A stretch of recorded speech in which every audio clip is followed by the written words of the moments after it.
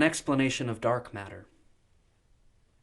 Nicole has this one friend whose hand can burn straight through her clothes and through the skin of her back. Like this, she said, placing her hand on my winter coat, the train above the East River stalled. Like this, the canary blossoms of Chinese witch hazel flame into this world as astronomers believe dark matter does. Evidence of an alternate reality, the gravity of things there. Truck, vase, horse, tea kettle. Beneath the video clip of the soldier in a house in Fallujah, the caption translates his barely audible cry before he fires into the body of a man slouched against the wall. He's fucking pretending to be dead. He's pretending to be fucking dead. But I think witch hazel isn't fooling anyone. It is winter, and you must see the boiling yellow flames as the pole and blossoming of this world. We take a long shower this morning. You ask if I heard on the radio what you thought you had, about the teenage girl trapped 8 days in her car in a ravine, by the highway, found alive after a neighbor saw her there, as the radio put it, in a very vivid dream.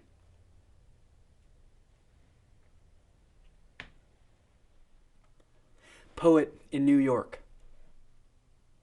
In Lorca's inked self-portrait, a heart trails arteries grafted to tenement roofs, blood-bearing roots not yet yanked from wind-blown earth of the city's ceiling. Pigeons silhouetted on my shutters are like bodies falling.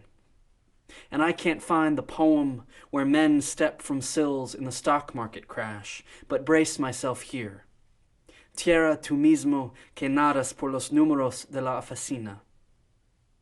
Find this a cosmology ghost limb in geraniums sprouting from unturned compost, in the bone fragment by manhole cover, in estuary mud. The felt absence of the city.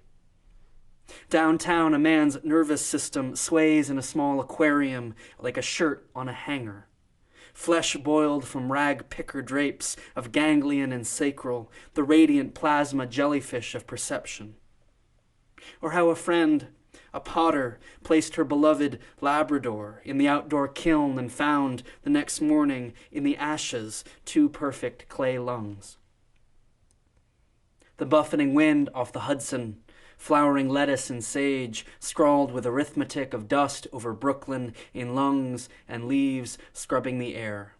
Lorca in purslane growing from fallout soil, in blood cancer, Lorca in ailanthus reeking of unburied flesh, I walk rooftops scattering nettles.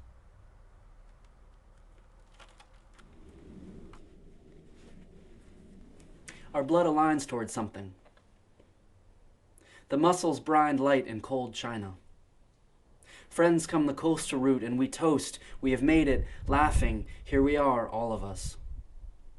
2 carry malaria, though D pays no mind.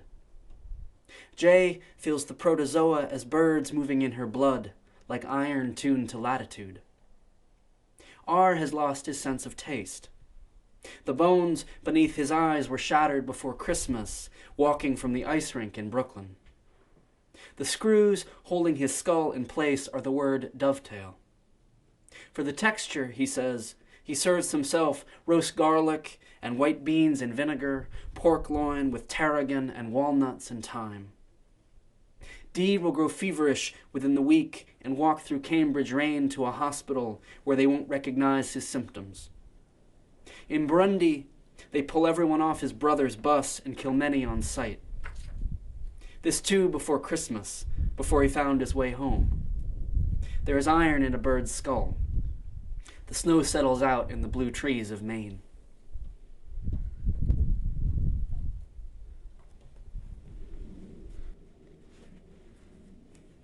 Phaethon. Unburned fuel rains to coat the wings of moths descended from those Nabokov caught in his cedar wardrobe. Boys trail their fathers through flowers of the steppe to help lift fallen rocket metal bound for black markets onto flatbeds of trucks, engines singing in the cold, the tang of dimethylhydrazine on their lips, chewing a bit of wheat. In bed tonight, you say there must be some height above the earth where the organ of skin if you found yourself caught there, naked, would not catch fire despite the rough holy stone of stars caressing your face, despite the scorched fields calling you down. The whole deal is human, I say. What few stars I've seen make it past that moment incinerate roots of wheat after evaporating the snow. Listen to yourself, you say. You have nothing to do with how this is told. Pale world, we lie doused in winter sunlight, like a fuselage fractured, ringing with heat in sedge, soldier orchid, and trout lily, the color of moth. We gather these things because they can't break free.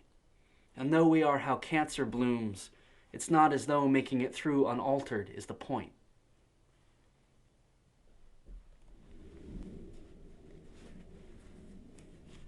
Considering John Mark Karr with Laura McPhee's photographs of the River of No Return.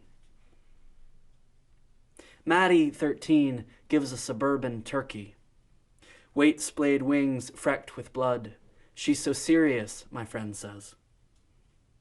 Newly interested in charcuterie, 20 yards of pig intestine on his basement fridge door, he's told me the trick is binding the fats to the ground pork and beef, fennel, and juniper berries so the sausage will hold together.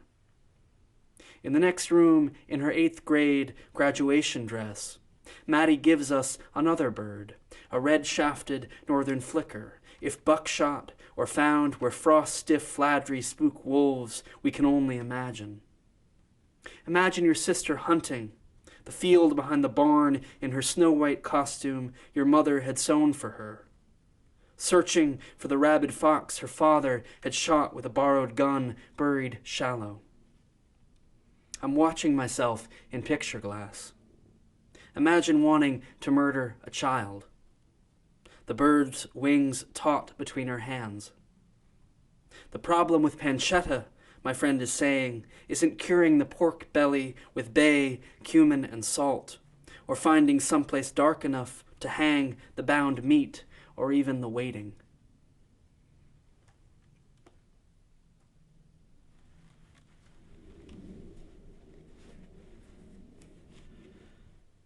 Saltmarsh. The moon is taken into the bloom and wound that are the marsh's own terms. Take up this promise, harvest the mass of your sleeping hand, cornfield subsiding into coal mine. The acre share of longing has found purchase, is all I meant to say. The still night air tastes like Earl Grey, but I want the knack of the IV needle in the neck of the cat with the kidney disease. I mean, I have intentions to write things. On the train south, the salt marshes wake me whenever we cross water, saying we're fucking inside you, so caught up in light we can hardly bear it. They've been rifling through poems for me. What should I tell them? I am pale of what I was. Green things occupy little joy. I've murdered a simple language, and I've been screaming at you this whole time. Egret, wild apple.